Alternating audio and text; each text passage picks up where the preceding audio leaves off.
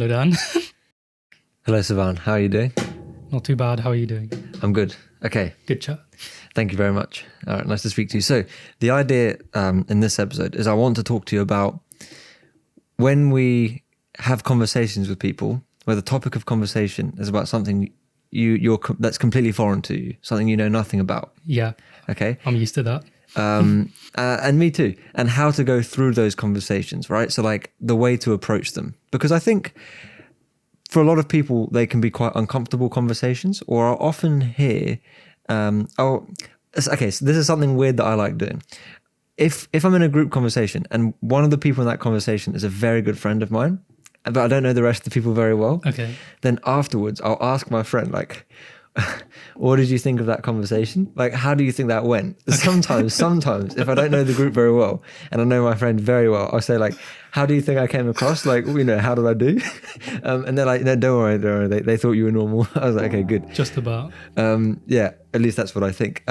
But sometimes if I speak to them, whatever person about the conversation, I've heard it said that they didn't really have anything to add. So they did, it's quite a common thing. It's like, oh, I didn't really have anything to contribute. So it was fine, but, it kind of just went past me. And it made me think about how there's kind of a way to engage in conversations where you don't know anything without either A, becoming a burden to the conversation, sort of facilitating their ideas while not knowing anything about it. Because normally you'd expect that to have a fruitful conversation, both people really need to know what's going on and they're just building on each other and contributing and arguing and whatever to have like a valuable conversation. So yeah, I'm trying to sort of think about how to approach those conversations where I don't know anything. Do you find that when you're in those situations, you do anything in particular or?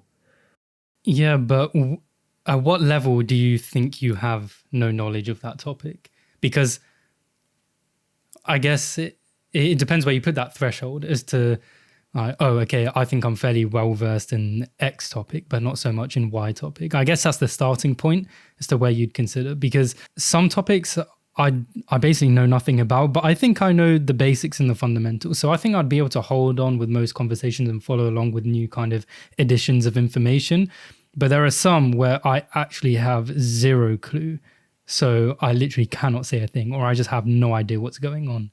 So, I mean, do you mean in that latter kind of scenario or the first? I'm talking about how in almost every conversation you have about a topic, I know that's incredibly vague, but you know what I mean? Yeah.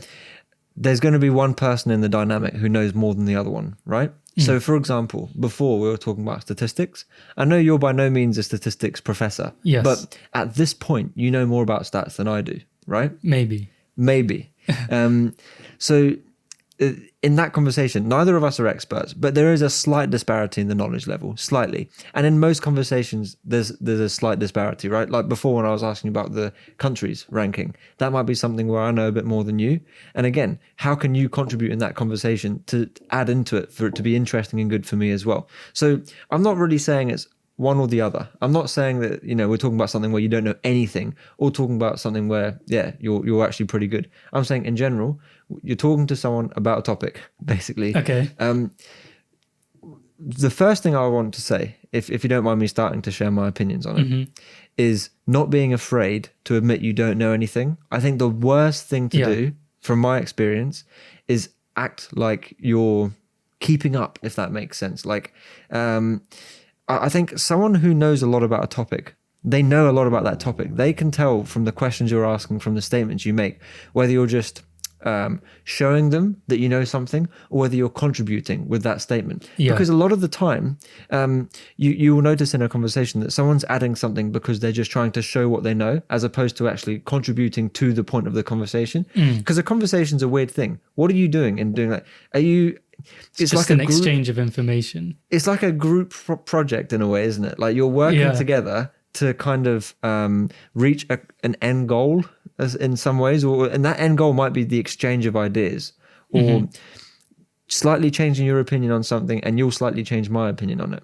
Whatever, we have hundreds of conversations all the time. But yeah, do you see where I'm coming from in that respect? Yeah, I guess one of the first things that I would do in that kind of scenario, say if there is someone that is more knowledgeable about something, is the way I contribute is by asking questions, because I guess they would kind of get value out of it, or maybe get a kick out of the conversation where, you know, they're teaching someone, they're helping someone, i.e. me, in that scenario, right? So they're getting value in that way. And the thing is that when you have to explain something, you're essentially teaching, so you're solidifying your understanding or identifying your gaps in your knowledge at that point. Whereas the person who's asking the question, i.e. me in that case, I'm also gaining a lot in the fact that I'm learning or filling in certain gaps about that particular thing. So I think that's where it usually lies. But then to be able to kind of ask the questions where you said, you know, sometimes you can just kind of tell if they're just trying to show that they know something, or I think the point where you said that you easily admit that you don't know a lot about something or don't know anything about something is really important, because Massively. then, because say if there is someone knowledgeable and you are trying to pretend to be knowledgeable, they can tell so easily. And it's really cringe when, say if I'm talking about something that I'm pretty well versed in and I know someone else someone else is trying to come across like they're well versed in it, you can just tell so easily. You can tell, right? Yeah, and it doesn't come across well or nicely. It's just, it doesn't feel good to the person who does know something. It's a difficult thing to do at first. And I still find it hard on a certain topic. So for example, when I'm at uni, for example, I'm talking with a colleague and they know a lot more about a certain condition than me, I might feel a bit embarrassed to not know as much as them. So I'm not saying that I'm perfect. I do that still. Sometimes I won't let on how little I know about a topic just because I'm too ashamed. Almost. Yeah. So it happens all the time. You know, like I'm definitely a culprit with that too. But something I want to clarify, or something I want to really underline, is that it is a great opportunity to have a conversation with someone where they're very knowledgeable about that topic and you don't know a lot. What a brilliant opportunity, because you know what, I don't need to explain it. Like, you have an opportunity to learn. And especially when someone's knowledgeable in something, often it's because they enjoy that topic. They're passionate about it, especially if it's something outside of their studies. You know, normally you're going to engage in that interest because you like it. So more often than not, they will want to be talking about that thing. If you're interested in it and you're asking them questions, they often appreciate that. Yeah. They want to talk about it. And I love learning about it because, I don't know. It's just the exchange of information. It's that two-way value where they're getting the value out of teaching it and telling you about it. And the other person is getting value by, you know, actually gaining information. That's as long as you are interested in it and you weren't just asking a question out of courtesy, which I have, you know, kind of put myself in that scenario where out of courtesy, I just like asking questions just to make, even if I'm really not interested, I don't want them to know that I'm just not interested, because, you know, it can hurt them, especially if they're really passionate about it. So I'll just ask, you know, a question that's, you know, that's kind of insightful, but like trying to suss out a bit more.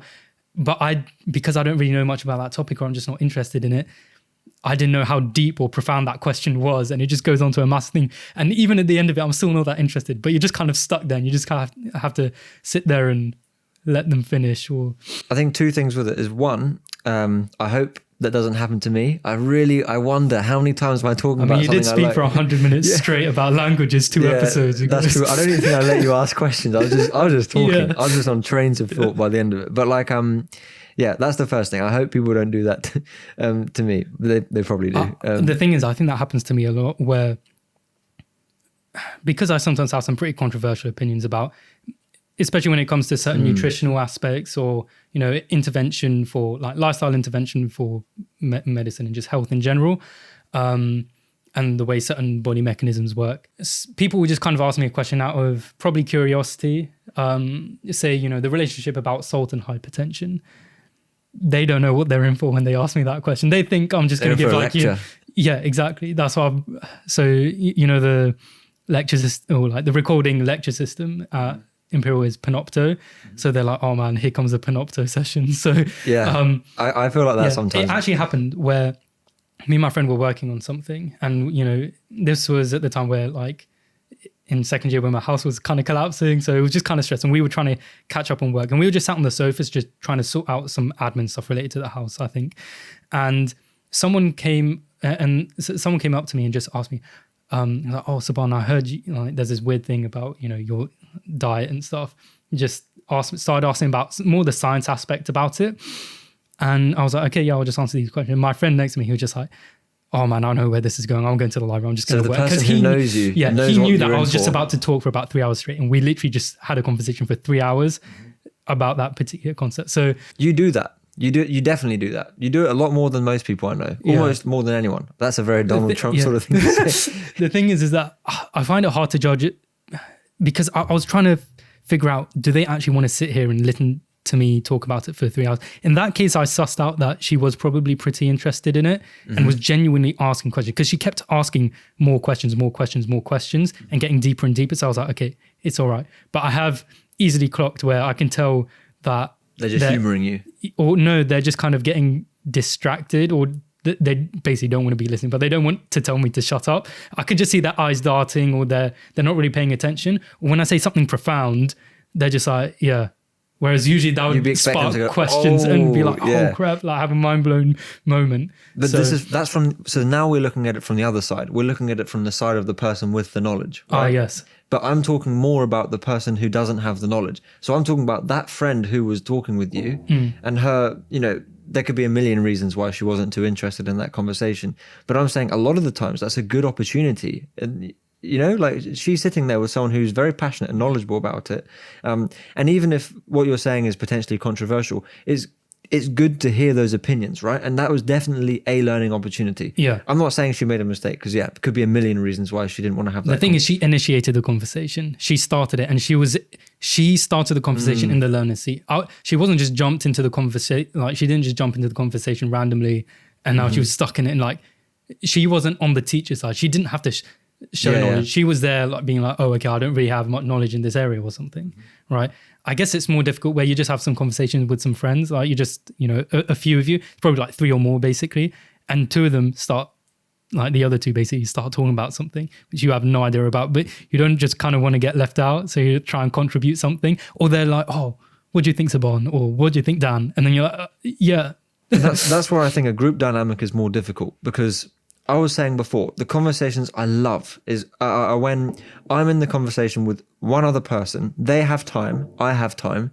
They know a lot about something, I don't know a lot about that topic, and they want to talk about it, and so do I. I end up walking out of that conversation learning loads. Yeah. Brilliant. It's a lot more difficult if you're in a group capacity, of course, because you have to either decide, do I want to turn the attention on me and basically make this a session where I'm learning, which oftentimes is not the best thing to do, it's self-centered, or just let the conversation go over my head. I guess that's the normal thing to do, would be just to let it go over your head, and accept that this is something you don't know enough about to really gain a lot from.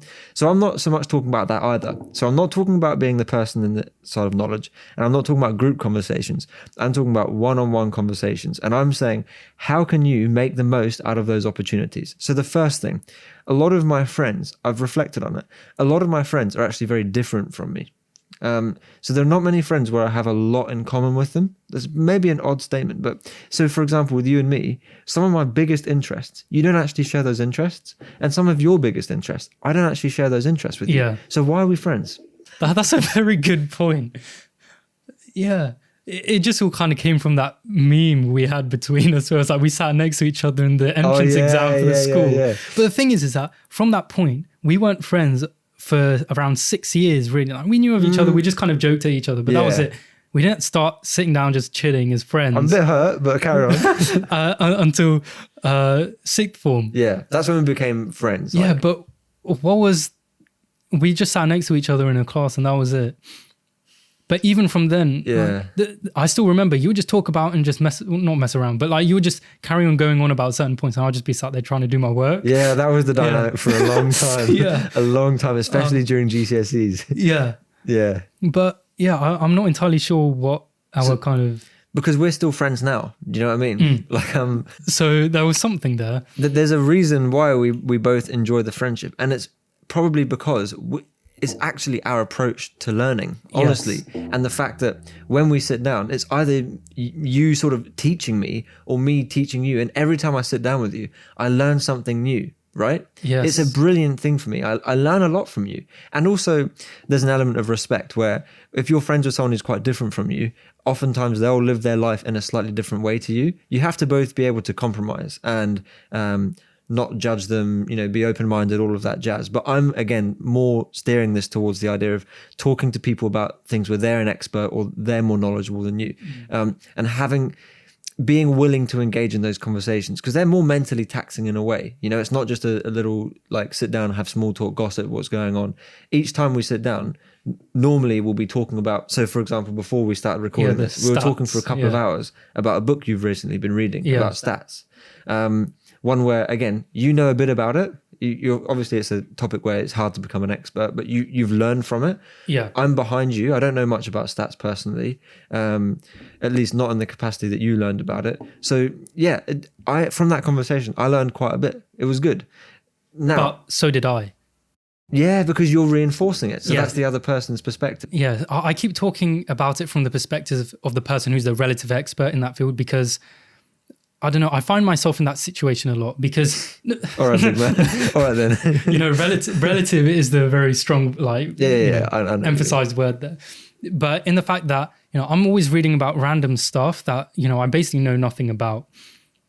But I know the best way that I'm going to learn and reinforce that knowledge or find those gaps in my knowledge, like I said earlier, is by trying to explain it to someone. So I'll just go to my brother or my dad or my mom and just try and explain something, whether it's something about the stats. Like I was trying to explain certain aspects of the stats. As soon as I read that chapter and I was like, okay, my dad came home from work and I was just trying to explain it to him. And I was trying to think of an example. Then he'd make one or two statements or, say one or two of his opinions and stuff. And then the thing is, that's reinforcing my own stuff because I'm trying to explain it. And then two, his questions might pick holes in my knowledge. Yeah. So yeah, when I was doing that, say with finance and investing, or when I'm trying to explain, say, animation or why something's really like animated really well, I'm trying to explain it. And then he'll ask a question about it and they're like, oh, I don't actually know so much. Or, I've just got this gap, right? So the thing is, I try and force those conversations. That's probably why I find myself in it a lot. Because to me, it seems like because you're a very genuinely passionate person, the things you enjoy learning about, you're truly passionate about them. When you're passionate about something, often you just want to share that. So often I will come and sit down with you after a week or two, or sometimes after weeks of not seeing you.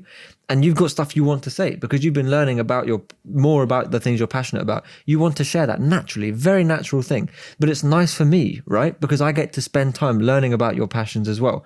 I'm gaining a lot from it. So yeah, I hope you see what I mean in that respect, that friendships with people where you're actually quite different from them are extremely valuable. So valuable.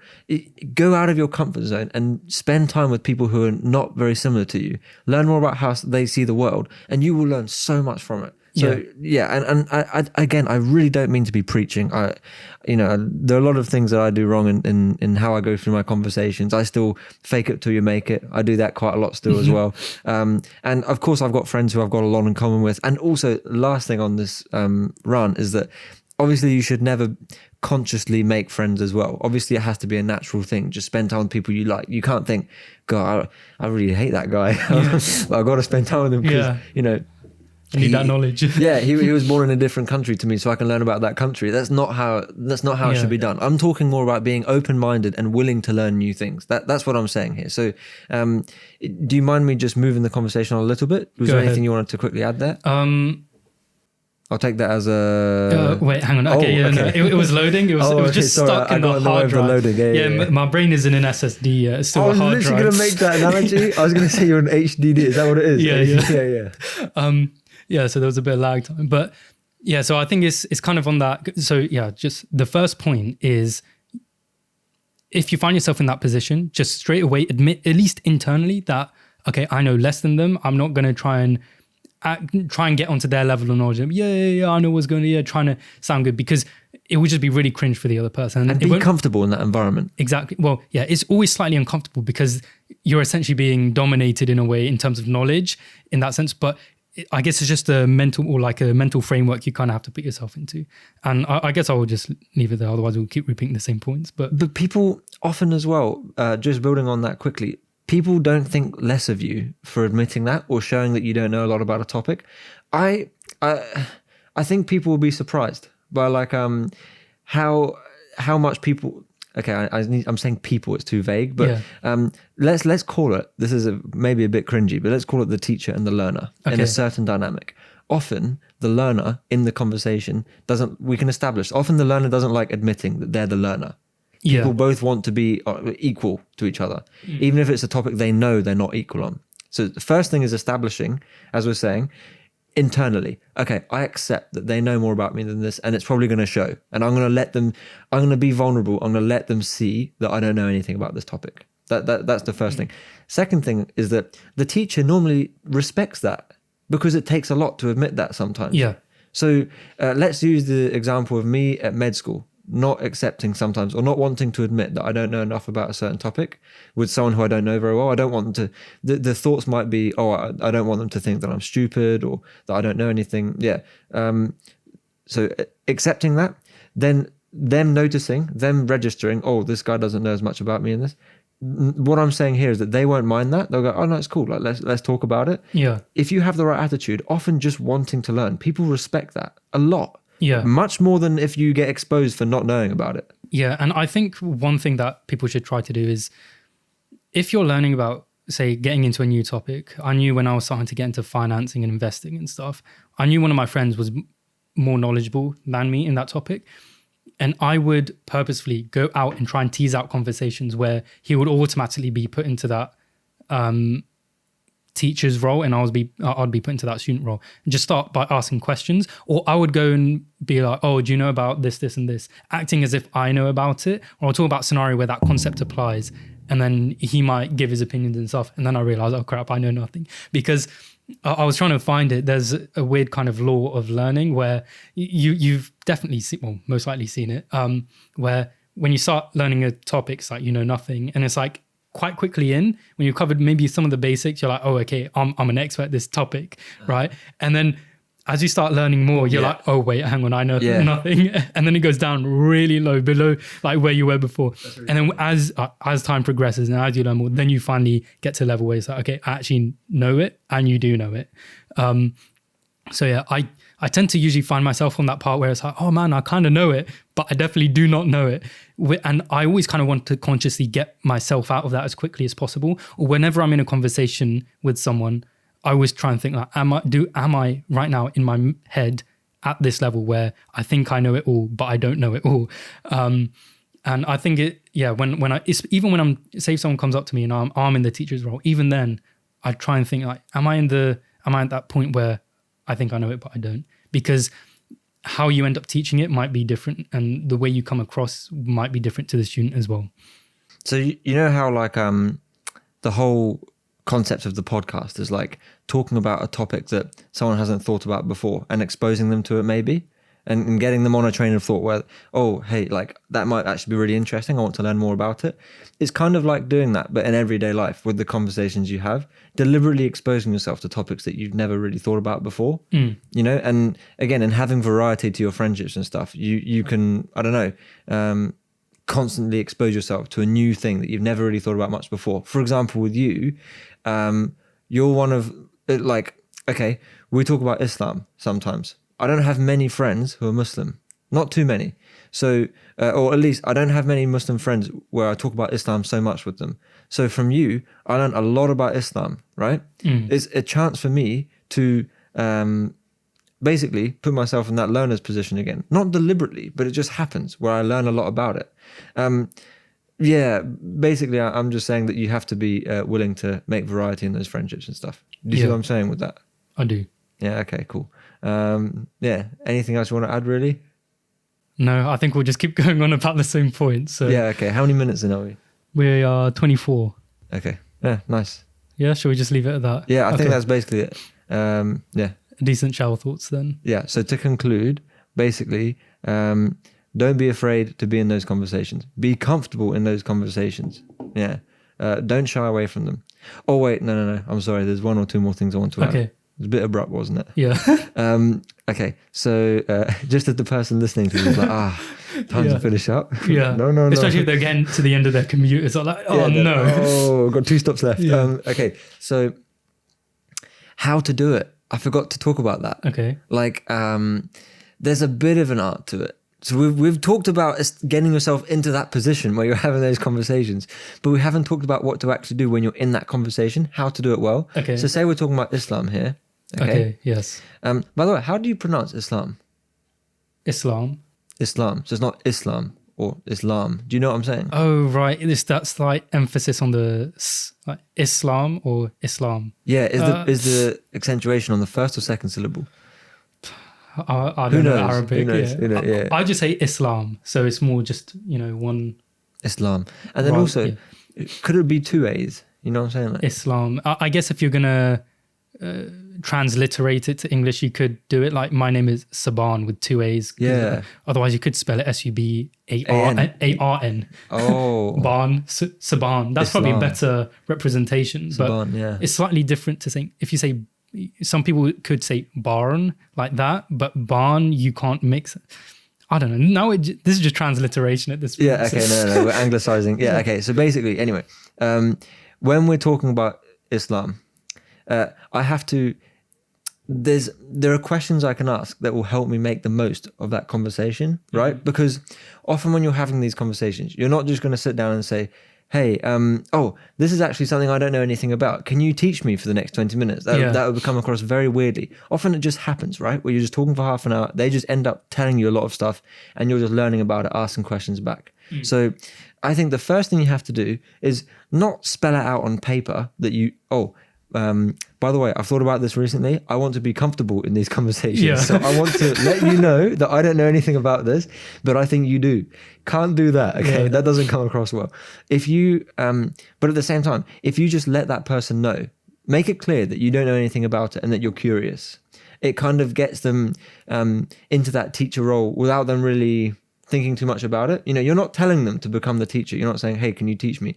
But just saying to them like, "Oh, that's really interesting. I don't actually know much about this. If you don't mind me asking, like, is that a national thing or is that a cultural thing? Is that so? For example, with you, I might say, "Oh, you're celebrating a certain holiday or an event." I could say, "Oh, I've never heard of that event before. Is that something to do with Pakistan? Is that something to do with Islam? Or is that both together? Like, do you get what I'm saying?" Yeah. I guess one way I kind of go about it sometimes is just saying, "What do you think of X?" Because now I'm just say like asking their opinion on something, which at that point they're probably not thinking, "Oh, okay, he's the learner, I'm the teacher." It's neutral. Yeah. Because you could be, what's the word? You could be, that's almost like you're interrogating them, possibly, though. That's the thing. Yeah, but I guess it depends how you frame the question. Like, say if I'm just like, "Oh, I was reading about this. What do you think about this?" Right? But you're going into that conversation more as an equal in that respect. Do you see what I'm saying? I'm not disagreeing with you. Yeah, but that's the way to kind of like go into it slowly, because then, okay, they'll say their opinion, right? And then you can just carry on from there, carry on asking questions, because it can be a bit awkward, like you said, just to be like, "I have no clue about this topic. What's X, Y, Z or something?" So maybe going in, say if you're just going to start the conversation, or maybe if you did kind of know something, but I think to kind of switch the roles really quickly at the point. So say if a topic suddenly starts about something that you don't really know about, if it comes to you, just maybe, well, what I would do is just ask a question almost, just in return, like ask them to say if they're talking about two different kind of like some kind of concept, just ask like what actually is the difference between these two things or something, because then they have to suss out and try and actually explain. So there's, say, that minute kind of difference. I don't know. I think in that, do you mind if we go over half an hour? No, keep going. Okay, cool. So basically we're graduating from a shower thoughts episode to a full episode. Ooh, exciting. Should we get the online graduation? Yeah. On Zoom? Okay, so well, let me gather my thoughts quickly. Okay, my thoughts have been collected. All right. Okay, cool. Because it's obviously quite a weird thing to think about conversations. You don't normally consciously think your way through a conversation. But I'm trying to talk about here how you segue into that conversation where you end up learning a lot. I don't want to come across like you're either in that mode or you're out of that mode. Do you see what I'm saying here? Explain it again. Okay, so say you're the learner, right? Yeah. In a certain situation. Yes. I don't want to come across like you should enter a conversation normal conversation with someone, then you spot that they know something, and then you like put on your learner hat, and then you start becoming the learner. I'm not trying to Like primary school, you put on your thinking cap. yeah, I don't want to put on my learning cap. Yeah. What I'm saying here is it's more an attitude to life, right? And it ties into a lot of episodes we've done before. It's something that I don't know if it's arrogant to say, but it's something that I would hope to be defined by in a way. Is the curiosity thing, you know? It's, you know, when people say being naturally curious, Yeah. that's kind of what we're talking about, right? Yeah, the mindset of a child. Kind of, yeah, like the mindset of a child, like just wanting to learn more and being open to learning more all the time. So it's not like a technique where, you know, you're trying to learn more. You just do want to learn more all the time. So when I'm having a conversation with someone, the thing that I often like am naturally drawn to are the things that they know a lot about, for the reasons we alluded to earlier. Something that they're often passionate about, so they want to talk about, and also it's something that I can learn from. So yeah, it's about just your approach to talking to people in general.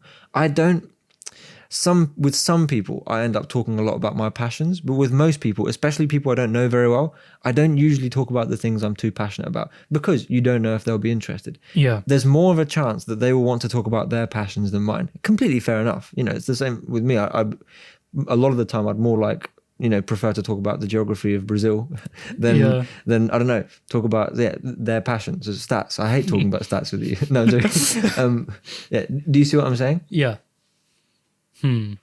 Yeah, basically it's you shouldn't be alluding to that in your conversation deliberately. It should just happen, basically. And once you've got onto that train, so once they're talking about it, I think the first thing is actually learn from what they're saying and apply it to what you know about it, right?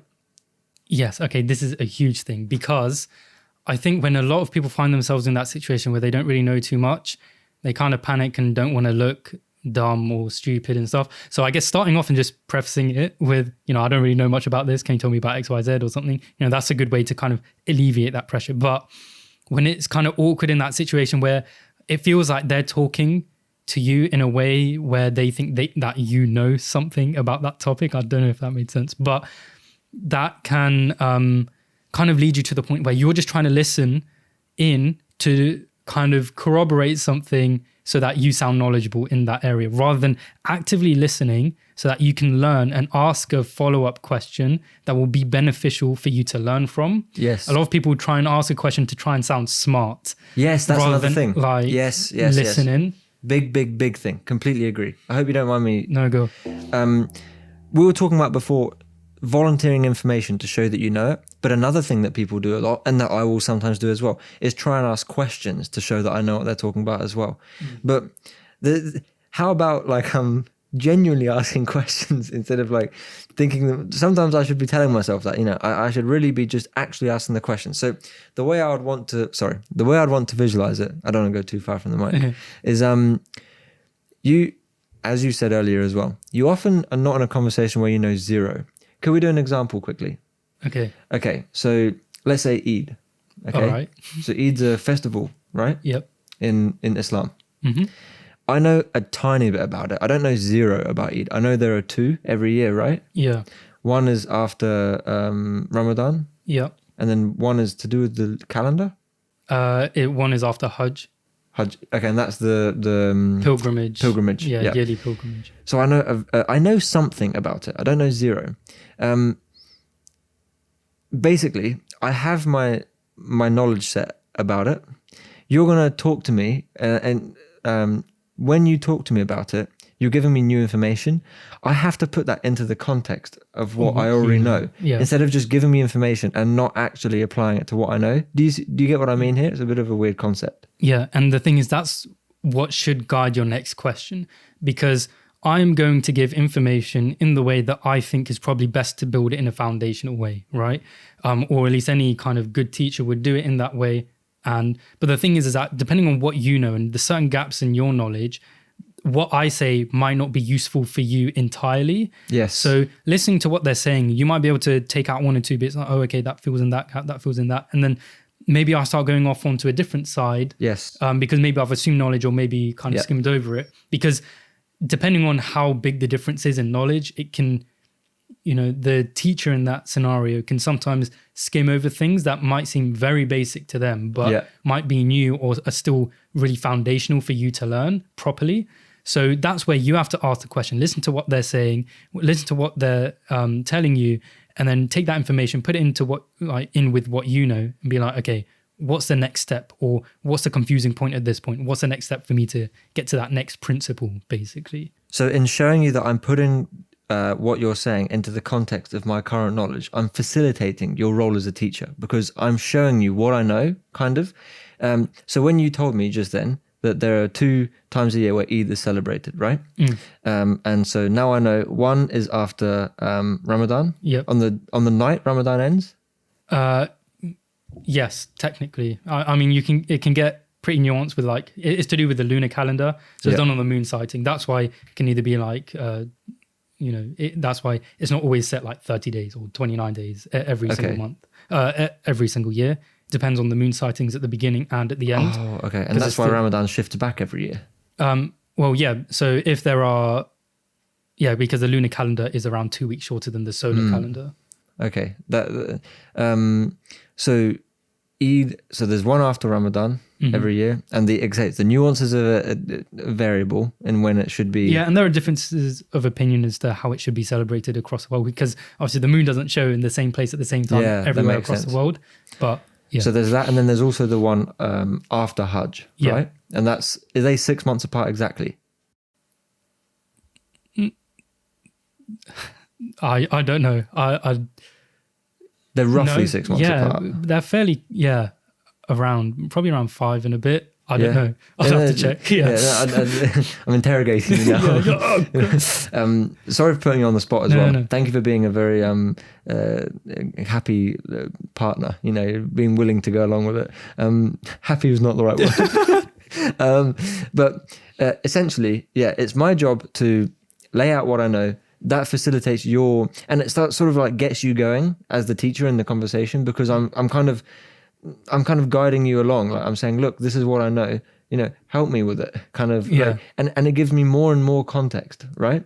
So repeating it back to them, sort of, you don't have to say oh, I don't know anything about Eid, I don't know anything about celebrations in Islam. You can just repeat what you do know. Say, I don't know a lot about it, but am I right in thinking that there are 2 times a year where Eid is celebrated? That kind of gets you going on the train. From there, like with any topic, there's a lot of stuff that you can a lot of tangents you can go on, and just go on the things that you want to know. You know what I mean? Because that stuff is useful for me to know in the future.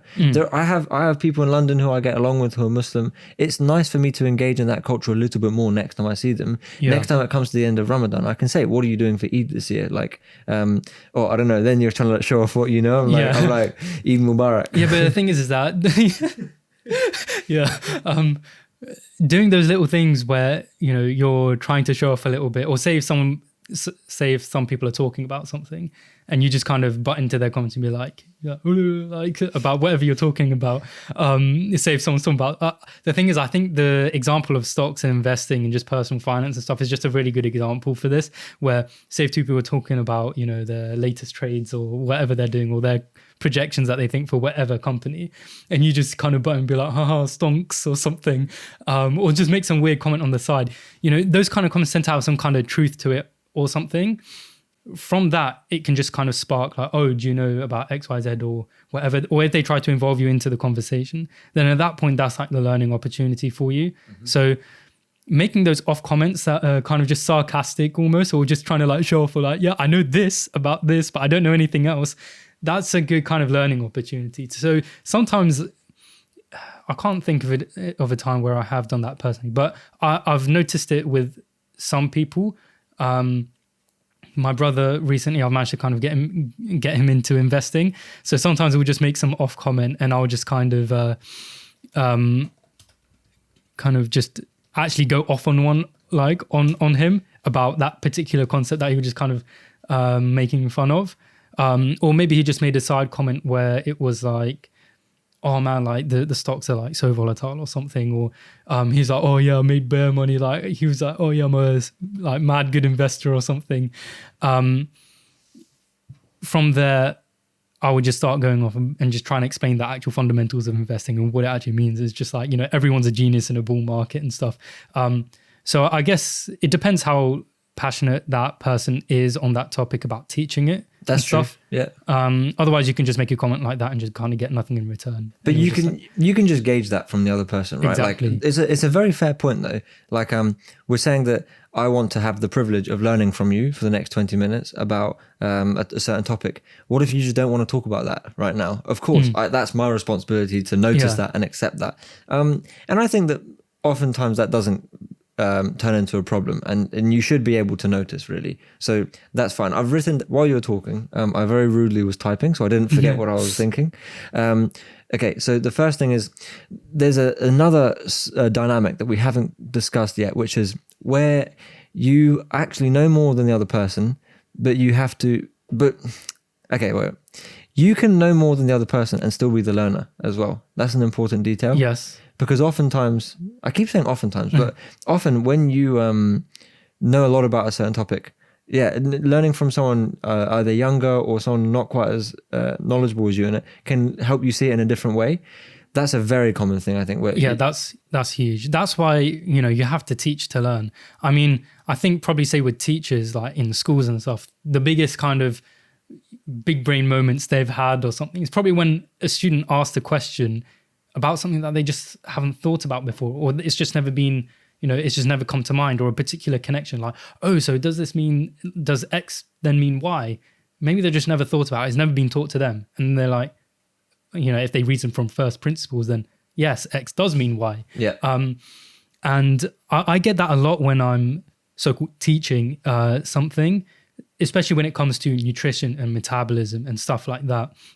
When I'm trying to explain it, because you can go down an infinite number of rabbit holes, but I don't really know too much about certain rabbit holes. But a lot of the time I'm still trying to explain as the teacher almost, but I do let them know that I'm kind of out of my depth and I'm just kind of reasoning from what I do know. But I love being in that position because I end up learning so much just by talking or trying to teach. And then I'll go back if I did make a kind of profound, comment that I thought that was like, oh, that's actually kind of interesting. I never thought about that. I'll go up and do some research and, usually it's been, sussed out somewhere. And then I'll notice like, oh, okay, I was kind of going along the right path, or maybe I was slightly off. And then, that's a kind of learning that's so organic. You just won't forget that kind of stuff. And yeah, you just don't really get that in any other way apart from actually trying to teach it.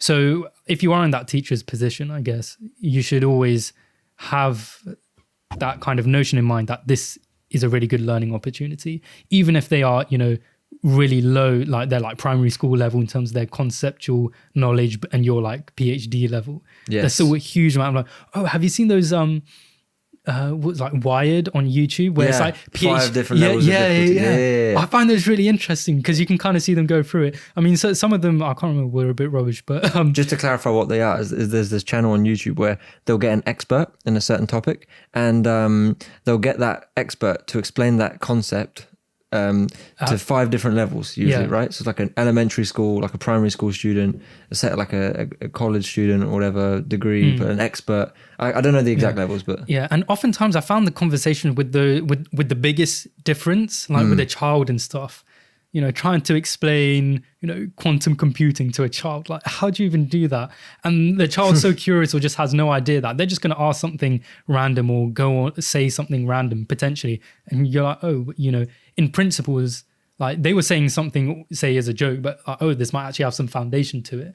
So that's a very, I think the topic we're talking about right now, that's quite an established concept, right? The idea that for you to truly understand something, you should be able to teach it. But the other thing that I would add to that is for you to be able to teach something well, you need to be passionate about it. And often if you know a lot about a topic, and if you become an expert on a topic, you'll get to that point by teaching it a lot and stuff as well, right?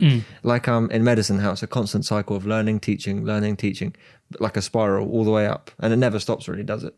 So it kind of alludes on to the other point that I'd written down very rudely earlier, which was how everything is useful to know. Because that's another thing I'll hear sometimes is like, Why didn't you want to learn about that? Well, I don't need to know about it. If Yeah. it doesn't interest me, or not even that it doesn't interest me, but it's not relevant to my life. Yeah, I don't know. I think everything is relevant, and if you make it relevant, right? So say, okay, I'm not a Muslim myself, but learning more about Islam, I could get away with not knowing anything about Islam, I think, especially living in the UK.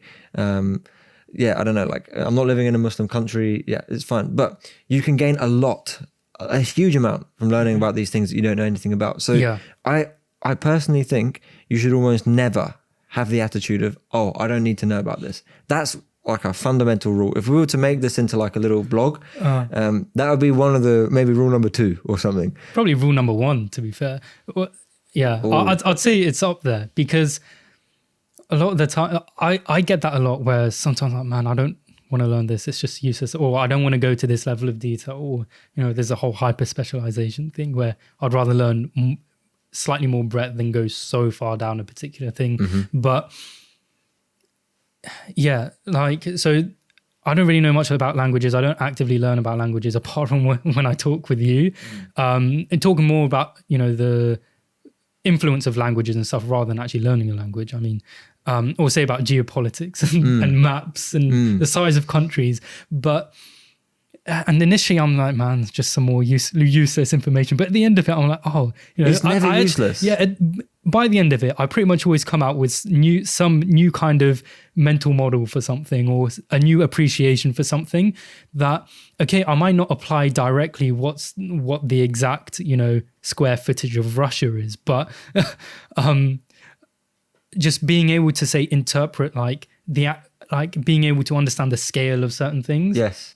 I think that's one thing that humans in general just naturally are quite terrible at, trying to comprehend large numbers or scales of things. Like you've seen those animations where they're going through all the scales of the universe, from a subatomic particle to, the entire universe. And you just can't comprehend it. It's like they try putting like one star next to our sun, and our sun is a singular pixel. Like, okay, yeah, you're trying to imagine that, but actually understanding that scale, getting your head around it, it's unbelievable. Like my dad got an email from Virgin Media the other day, saying how much internet like you've used, and my dad has this habit of just reading the biggest thing in the headline. I don't know if it's just because he's kind of long-sighted, so it's just like, oh yeah, the biggest thing, I'll read that. But yeah, basically he saw that, he basically saw the big number. It was like something like 100,000. It was like 300,000 petabytes. And he was just like, what's a petabyte, Saban? And I was like, times 10 to the 12 or I can 15. quickly verify. Times 10 to the 15, I think. 10 to the 6 gigabytes. So why can't they just... Basically, me and my dad worked it out. And he was like, yeah, that's how much we downloaded in the month. Yeah, it is to the 15. Okay, yeah, nice. Yeah, to the 15 bytes. Big brain. So, yeah, my dad was like, yeah, that Virgin just said that's how much we downloaded in the past year. And I was like, do you understand how much data that is? There is no way we did that in the past year. And yeah, and then in the end, I was like, just show me the email. And it said the entirety of the UK in the past year. I was like, okay, that makes sense. Because even just going up by 1,000-fold is a huge amount when you're at big numbers, because it's kind of exponential at that point. Yeah. People do not understand exponential numbers properly. I don't either. I'd like to think I do, but when I actually try and comprehend it, sometimes I'm like, okay, yeah, this is just exponential stuff. Actually, if you go on Corridor Digital or Corridor Crew on YouTube, Ren, who's a VFX artist, he does, VFX artist explains exponential numbers or something. It's a really good visualization of it. And he does like water filling up the Grand Canyon and how fast it would fill and stuff. Those videos just leave me feeling very uncomfortable afterwards. I'm like, yeah. Oh. It's like the Kuzka's art videos where it's like you get that weird feeling of existential dread. Yeah. But yeah, I can't remember what the original point I was making. We were saying that basically when you're teaching... Wait. We'll have to cut this bit. That was a big waffle. How did I go talking about my dad? Oh yeah, we were talking about maps, geography and maps.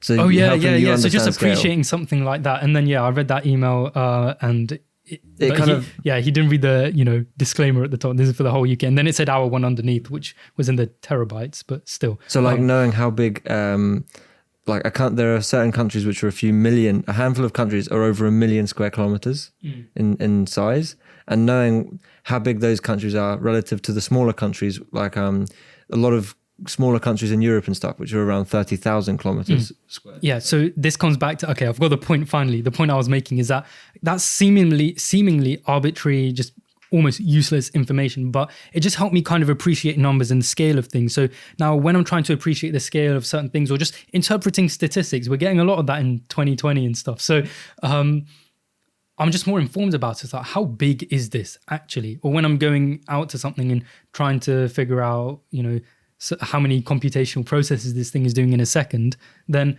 I'll just have a better scale of numbers because now I'm applying it from a different context. Now I'm looking at land area rather than just pure numbers. And let me draw it back to the point of it being useless knowledge. Even in a sense that it's not just that it helps give you scale and things like that, but also often things can be useful because they help us see life in a different way. That's a really vague thing to say, but a good example for me is being in London, so privileged to have so much diversity, right? In that you can meet people from countries that you've never even heard of before, right? Obviously there are hundreds of countries, like around 200-ish. Depends. It gets a bit sticky, but statistics. And then it's even more interesting when you look at nations inside of countries. That is where it gets so fascinating because in a lot of countries, there are 3 or 4 nations within that country, and it's like, wait, how do you define a nation? A good starting point, for example, might be like Spain. Really interesting to look into the different divisions within Spain, the different languages they speak, the different ethnic groups in Spain, what brought those ethnic groups about. Everything all ties into one like overall topic. I don't know how to describe that topic yet. Like maybe a title for it could be like culture, something like that. Because how do you tie in languages, history, geography, politics, linguistics, slightly different. They're all kind of in the same thing. They're all contributing to the same thing. So do you see what I'm saying here? I haven't described this bit too well, but it's that we think that something might be useless, but it helps just build a little bit of context. And I don't know. It's a massive example that I can think of where you're meeting someone who's from a certain part of the world. It's really nice to just know what that country even looks like or have a good idea of the scale of that country, a little bit about the history of that country. It helps you connect with that person in a slightly different way. And I think it's nice for someone else to be able to see that they're speaking to someone who knows a bit about what they're talking about, if that makes sense, or knows a bit about where they're from. Yeah. And a lot of that can be a lot more subconscious than you would think. Like, say if I'm just talking to you about languages and culture of Spain and stuff for ages, I might not really take in much actively, like as in I'll take in that information and kind of appreciate it, but I wouldn't really know what to do with it until, say, maybe, I go to holiday, go on holiday to Spain, and I'll just kind of maybe get flashbacks to that conversation and be like, oh, this is actually kind of interesting. Yeah. Whereas if I never had that, I just kind of batted it away and be like, it's useless and didn't even engage in the conversation, I'd never really have that appreciation. And when it comes to actually learning things, the best time to do it is the biggest kind of connections and stuff and biggest discoveries that are made with seemingly unrelated connections. Our brain takes in so many data points and so many pieces of information that we can't put it all together ourselves. That's what we need to sleep for. Yeah. And our brain just kind of puts it together. But the thing is that if you allow yourself to maybe get exposed and kind of engage with this seemingly useless information, it might spark a connection in a field that you're deeply interested or motivated in. It was kind of what we were talking about a couple of episodes where I was saying with Anki, one of the things I love about studying with Anki is that I would just get completely random, unrelated topics within the field of medicine. I guess nothing within the field of medicine is unrelated, but something about the toe compared to something about the brain, right? Something that might be seemingly unrelated. But because those cards will just come up next to each other, I might context. I'll just get some weird connection and be like, oh, just because you haven't seen those two pieces of information together, you just haven't made the link. The proximity hasn't been close enough. If you kind of consider it that these two data points like are in a network in your brain, And then when they're coming closer together, there's a line thickening in between them. The closer they get, then it'll be thick enough. And it has to pass the threshold where you're like, ding. Yeah. And it's like connected. Whereas if they're kind of spread apart, but in different parts of your, well, not in different parts of your brain, but they're just not related to each other. They aren't seen next to each other. You just won't make that connection and make that, next step or improvement in your understanding about something that you might be really interested in.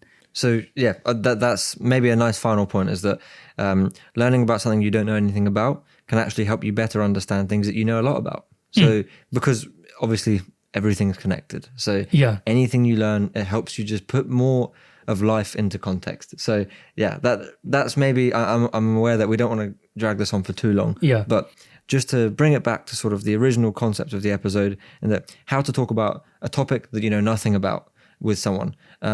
So don't be afraid to show that you don't know anything about it. Be comfortable, be genuinely comfortable, and look forward to that opportunity. It's something that is actually really enjoyable. So I think that has to be developed though. At first it can be very uncomfortable, and I guess it always is kind of uncomfortable because you're being vulnerable, you're kind of being exposed. So it's a mental shift you have to make. But yeah, I guess you just kind of have to put yourself in there, and just every time you're like, oh man, this is kind of awkward, I just have no idea what they're talking about, just think to yourself, okay, it's fine to be in this situation, and kind of develop it.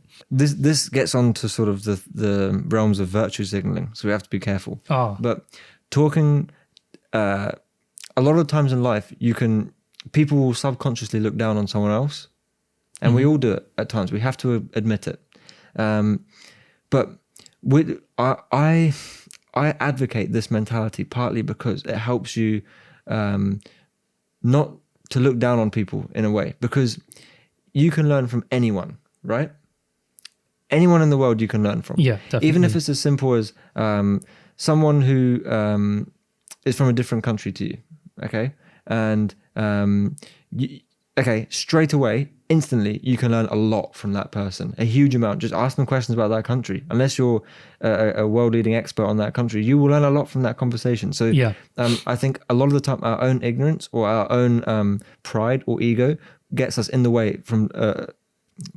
is put in the way, I can't think of the right wording, but it's fine, gets in the way of us learning a lot from someone. So, the fact that we want to establish ourselves as the knowledgeable person or as the person above that person, we end up missing out a lot of opportunities to learn. So the reason why I say it's a bit like virtue signaling is it's like me preaching, saying like, oh, you should never judge someone. I know it's stuff that everyone knows, but really try and apply it to your daily life. And every conversation you have, think, what can I learn from this person? And it often makes another person feel quite nice, showing an interest in where they come from or something that they're good at, asking questions about it. They will appreciate that, and it's kind of saying to them like, hey, like, I don't think I'm better than you. You can help me here.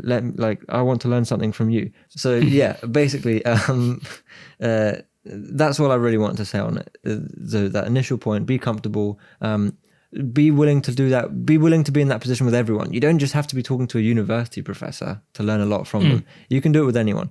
All information is worth learning. So yeah, whatever that topic is, even if it's something you really don't think applies to you, still be willing to learn about it. And also make sure that you're not having a conversation that person really doesn't want to have, because no one wants to be that guy. So yeah, do you have anything you want to add on top of that? No, I think that point of ego, I said no, but I'm always going to add a point. That point of ego and say virtue signaling and stuff and pride, I think that's an important point. I think that's where all the uncomfortable nature comes from, because you're essentially just being put down in a place lower, right? I guess that's the traditional view where, teachers are above students in terms of authority and everything. Yeah. But, you just have to realize that in a conversation, it's not like that. And in a school and in a classroom, it shouldn't be like that either. But, to a certain extent. But yeah, I think that's the whole thing that I was trying to say, where in your mind, when you're in that situation, you're like, man, it's kind of uncomfortable. It's because of that maybe disparity between your ego and how much you want to say that and stuff. So just kind of admitting to yourself internally, being like, this is fine. I'll just admit out loud that I don't really know much and I'm just open to learning. They'll be fine with it. And, they'll actually probably tailor the conversation or tailor the information in a way that will be more beneficial for you, and you'll gain more out of it. And because you've made that disclaimer, you have no pressure, or there are no expectations upon you. Absolutely. I think you summarized it very nicely, Saban. I don't want to beat the dead horse, so I've got nothing else to add in that respect. But thank you very much for joining me on that thought train. That was it went from a interesting. shower thought into a full-blown episode. Yeah. And now that commuter who was listening halfway in. Yeah, they're on the commute back home now. They had to pause it. No, let's be honest. They stopped listening about half an hour ago. Anyway, yeah, it was a good one. I guess we'll leave it there. All right. Peace. Peace. Thank you for listening to this episode of Getting It. If you enjoyed this episode, or didn't, then feel free to leave us a rating and review on the Apple Podcasts app or on the Apple Podcasts website. We'd love to hear your thoughts, ideas, or questions about anything we discussed, so feel free to email us at thoughts@gettingit.co.uk. You can also reach us on Twitter or Instagram at gettingit_pod. You can find all the links in the show notes.